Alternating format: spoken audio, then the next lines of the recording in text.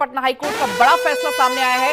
65% आरक्षण को रद्द किया है। शिक्षण संस्थानों में आरक्षण का ये पूरा मामला है। सरकारी नौकरियों में आरक्षण से जुड़ा हुआ ये पूरा मामला है और इसमें पटना हाईकोर्ट ने दिया है बड़ा फैसला। 65% आरक्षण को रद्द किया गया है। तो ये बड़ी जानकारी है। शिक्षण संस्थानों से जुड़ा हुआ ये मामला जिसमें आरक्षण रद्द कर दिया गया है। सरकारी नौकरियों का आरक्षण से जुड़ा मामला जिसमें ये बड़ा कदम पटना हाईकोर्ट की तरफ से ये बड़ा फैसला 65% आरक्षण को रद्द किया गया है। तो ये बड़ी जानकारी आप तक पहुंचा रहे हैं। पटना हाईकोर्ट ने 65% जो आरक्षण था नौकरियों में उसे रद्द करने का फैसला किया है। तो ये बड़ी जानकारी आप तक पहुंचा दें। शिक्षण संस्थानों में आरक्षण दिया जाता था 65% आरक्षण और इसे अब रद्द कर दिया गया है।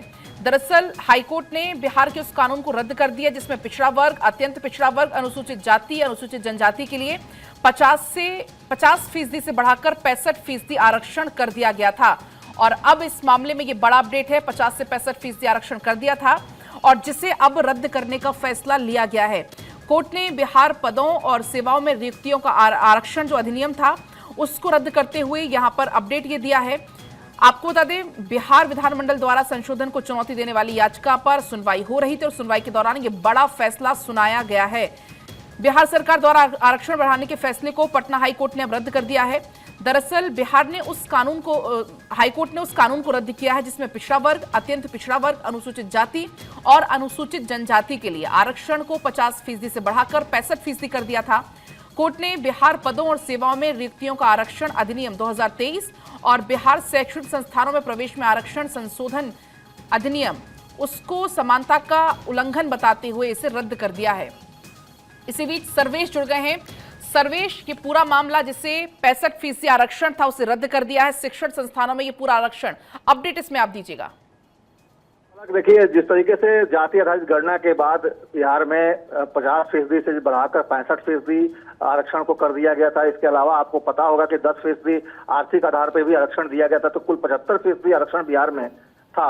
इस बात को पटना हाई कोर्ट ने सीधे तौर पे असंवैधानिक करार देते हुए चीफ जस्टिस की बेंच ने इसको तत्काल प्रभाव से खत्म करने का आदेश जारी किया है। निश्चित तौर पे ये बहुत बड़ा फैसला है क्योंकि जिस तरीके से लगातार ये बात हो रही थी कि जाति आधारित गणना के बाद बिहार की तर्ज पे बाकी राज्यों में भी देश स्तर पे जाति आधारित गणना होनी चाहिए, उसके आधार पे आरक्षण मिलना चाहिए, जिसकी जितनी संख्या भारी उसकी उतनी हिस्सेदारी के तर्ज पे आगे काम होना चाहिए। तो उन तमाम चीजों पे एक तरह से कहा जाए तो पटना हाईकोर्ट ने विराम लगा दिया है और पटना हाईकोर्ट के इस फैसले को इसलिए अहम माना जा रहा है क्योंकि लगातार इसकी मांग विपक्ष के द्वारा की जा रही थी कि जाति आधारित गणना के आधार पर पूरे देश में गणना होनी चाहिए और उसके आधार पर आरक्षण भी मिलना चाहिए। तो एक तरह से कहा जाए तो 65% आरक्षण, जिसको कि 50 से बढ़ाकर बिहार सरकार ने 65 किया था, 10% आर्थिक आधार पर भी लोगों को आरक्षण मिलता था, जिसके आधार पर 75% आरक्षण बिहार में लोगों को मिल रहा था। तो इन तमाम चीजों को देखते हुए हाईकोर्ट ने इसे समानता का उल्लंघन बताया है और सीधे तौर पर इसे खारिज कर दिया है। पलक, क्योंकि विपक्ष काफी लंबे समय से सर्विस में मांग भी कर रहा था, तो बड़ा झटका समझ सकते हैं इसको सरकार के लिए। बिल्कुल सरकार के लिए झटका तो है ही, विपक्ष के लिए भी एक बड़ा झटका है क्योंकि विपक्ष लगातार इस बात को लेकर तूल दे रहा था कि आर्थिक आधार पे आरक्षण 10% बढ़ाया गया है। बिहार में 75% आरक्षण है, तो ऐसी परिस्थिति में इसी आधार में पूरे देश में आरक्षण की व्यवस्था लागू होनी चाहिए। जाति आधारित गणना के आधार पे आरक्षण की व्यवस्था भी लागू होनी चाहिए। ये तमाम मांग विपक्ष की तरफ से थी, लेकिन पटना हाईकोर्ट के इस वर्डिक्ट ने एक तरह से कहें तो करारा तमाचा लगाया है उन तमाम ऐसे लोगों को जो समानता के उल्लंघन के लिए लगातार प्रयासरत थे।